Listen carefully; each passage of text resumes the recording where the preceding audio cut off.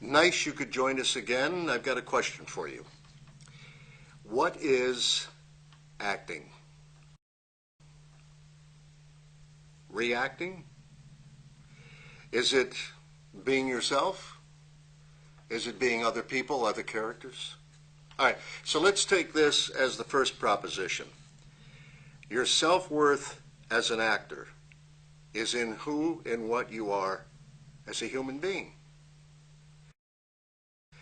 But what you do as an actor depends on what the other actor does to you. So let's take the first part of that. Your self-worth as an actor is in who and what you are as a human being.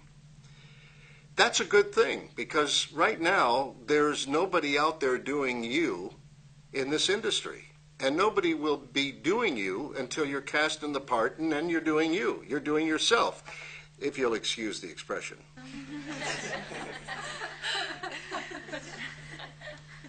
You as a human being are unique, different than anybody else in the world, and that's the value of what you bring into the work. Your value of what you bring into the work is perceived as your talent because you're unique, you're different. We already have a Meryl Streep, we have a Clint Eastwood, we have a Morgan Freeman, we have everybody. But we don't have one of you. And until you're up there working in the business, and for some of you, you already are, there's nobody that's going to be doing you. So when you consider that your self-worth as an actor means that if you're true to that, you're not going to be playing other people. I know the perception is that you're playing other people, you're playing a cop, you're playing a nurse, you're playing this, you're playing that. But in reality, those characters, when you get cast in something, become you. I mean, really, when you think about it, how can you possibly be something other than what you are? You can call it a nurse, a priest, a doctor, or whatever. But you don't know anything about anybody else except you. You have your history, your emotions, your instincts, any kind of feelings you can think about. And that brings up another point. How many of you, let me just ask you a question. How many of you have flaws? You see, I get that all the time. Everyone raises their hands. But what would a flaw be? I mean, do you have someone that hangs around with you that makes a little list? How about if you're just a human being?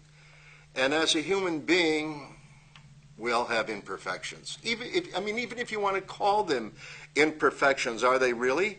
Or is it just part of you that makes you so endearing and special? These quirks, traits, perversions, oddities, whatever you want to say. It's just you.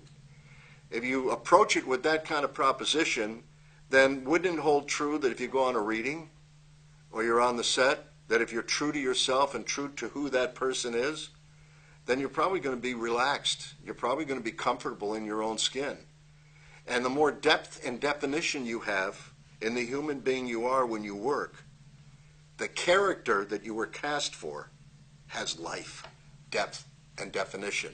Whereas if you did it the other way around, you lose depth and definition because you're trying to be something you're not. You don't know anything about anybody else, like I said a few seconds ago. You only know about you. And if you use that and you're true to it, then you know what it feels like to be in love. You know what it feels like to be hurt. You know what it feels like to be angered by someone else. But you can't take a conceptual idea of a character that doesn't exist yet and try to figure out how you would become that person, because there is no person. It's a name on a script. And when you're cast in that part, that character in the script always becomes you. Now, is this the Meisner technique? Everyone said, why do Meisner? Do Meisner technique.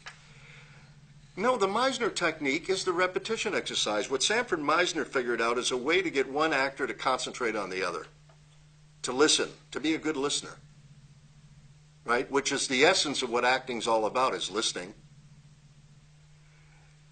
These theories and foundations of acting that I'm talking about were established decades ago by Stanislavski. And what he said was there are no formulas on how to become a great actor or how to play this or that part. It's made up of steps toward the true creative state of an actor on stage, and when it is true, it is the normal state of a person in real life. And that's not to take away from the Meisner technique. That's the repetition exercise. That's genius in itself. Because without listening, there is no process of reacting. And that's the byproduct of listening. Be yourself. Use the other actor. Your self-worth as an actor is in who and what you are as a human being, and what you do as an actor depends on what the other actor does to you. Have tenacity, commitment, work hard, you'll have your shot. Next week, we're going to do an actual workshop, which I think you'll find interesting. Till then, R.J. Adams, right here in the southern sector of the Actors Workshop. Peace.